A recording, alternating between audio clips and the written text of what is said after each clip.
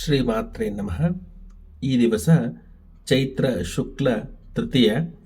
ಈ ದಿವಸ ಮಹಾಗೌರಿಯನ್ನು ನಾವು ಎಲ್ಲರೂ ಪೂಜೆ ಮಾಡುವಂಥ ದಿವಸ. ಈ ದಿವಸ ವಿಶೇಷವಾಗಿ ಆಂದೋಲಿಕ ಗೌರಿ ಮತ್ತು ಸೌಭಾಗ್ಯ ಗೌರಿಯನ್ನು ಪೂಜೆ ಮಾಡೋದಕ್ಕೆ, ಅಂದರೆ ಆ ಗೌರಿಯ ರೂಪಗಳನ್ನು ಪೂಜೆ ಮಾಡೋದಕ್ಕೆ ಪ್ರಶಸ್ತವಾದ ದಿವಸ ಅಂಥೇಳಿ ನಂಬಲಾಗಿದೆ.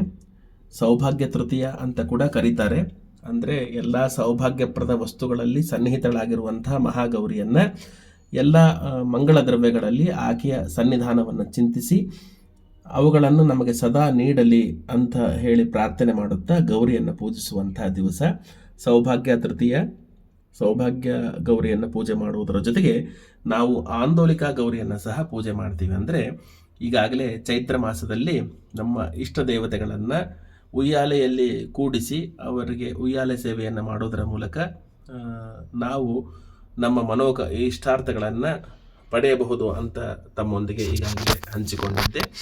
ಈ ತೃತೀಯ ತಿಥಿ ಯಾವಾಗಲೂ ಗೌರಿ ದೇವಿಗೆ ಬಹಳ ಪ್ರೀತಿಕರವಾದ ತಿಥಿ ಆಗಿರುವುದರಿಂದ ಆ ದಿವಸ ಆಕೆಗೆ ದವನವನ್ನು ಅರ್ಪಿಸಿ ಆಕೆಯನ್ನು ತೊಟ್ಟಿಲಲ್ಲಿ ಕೂಡಿಸಿ ತೂಗಿ ಆಕೆಗೆ ಪಾನಕ, ಕೋಸಂಬರಿ ಇತ್ಯಾದಿಗಳನ್ನು ಸಮರ್ಪಣೆ ಮಾಡಿ ಆಕೆಯ ಅನುಗ್ರಹವನ್ನು ಪಡೆಯುವುದಕ್ಕೆ ನಾವು ಪ್ರಯತ್ನ ಮಾಡಬಹುದಾಗಿದೆ.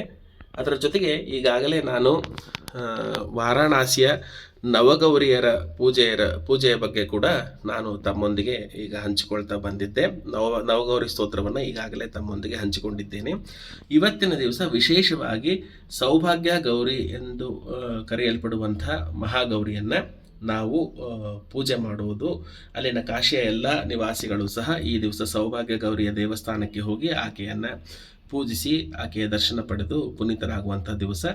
ನಾವು ನಮ್ಮ ಮನೆಯಲ್ಲಿರ್ತಕ್ಕಂಥ ಗೌರಿ ಬಿಂಬದಲ್ಲಿ ಸೌಭಾಗ್ಯ ಗೌರಿಯ ಸನ್ನಿಧಾನವನ್ನು ಚಿಂತಿಸಿ ಸೌಭಾಗ್ಯ ಗೌರಿಯ ಪೂಜೆಯನ್ನು ಮಾಡಿ ಆಕೆಯ ಸ್ತೋತ್ರವನ್ನು ಪಾರಾಯಣ ಮಾಡೋದರ ಮೂಲಕ ಸಹ ಸೌಭಾಗ್ಯ ಗೌರಿಯ ಸಂಪೂರ್ಣ ಅನುಗ್ರಹ ಪಡೆಯುವುದಕ್ಕೆ ಸಾಧ್ಯವಿದೆ. ಸೌಭಾಗ್ಯ ಗೌರಿಯ ಸಂಕ್ಷಿಪ್ತವಾದಂಥ ಸ್ತೋತ್ರವನ್ನು ನಿಮ್ಮೊಂದಿಗೆ ಈಗ ಹಂಚಿಕೊಳ್ತೇನೆ.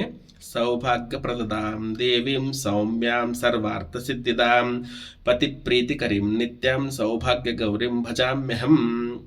ಅಂದರೆ ಸೌಭಾಗ್ಯವನ್ನು ಸದಾ ನೀಡುವಂಥ ಸೌಮ್ಯ ಸ್ವರೂಪಳಾದಂಥ ಸರ್ವಾರ್ಥ ಸಿದ್ಧಿಯನ್ನು ಮತ್ತು ಪತಿ ಪ್ರೀತಿಯನ್ನು ಕರುಣಿಸುವಂಥ ಸೌಭಾಗ್ಯ ಗೌರಿಗೆ ನಾನು ಶರಣು ಹೊಂದಿದ್ದೇನೆ, ಆಕೆಯ ಭಜನೆಯನ್ನು ಮಾಡುತ್ತೇನೆ ಅನ್ನುವ ಅರ್ಥವನ್ನು ಹೊಂದಿರತಕ್ಕಂಥ ಈ ಸಣ್ಣ ಸ್ತೋತ್ರವನ್ನು ನಾವು ಪಾರಾಯಣ ಮಾಡಿ ಸೌಭಾಗ್ಯ ಗೌರಿಯ ಸಂಪೂರ್ಣ ಅನುಗ್ರಹ ಪಡೆಯುವುದಕ್ಕೆ ಸಾಧ್ಯವಿದೆ.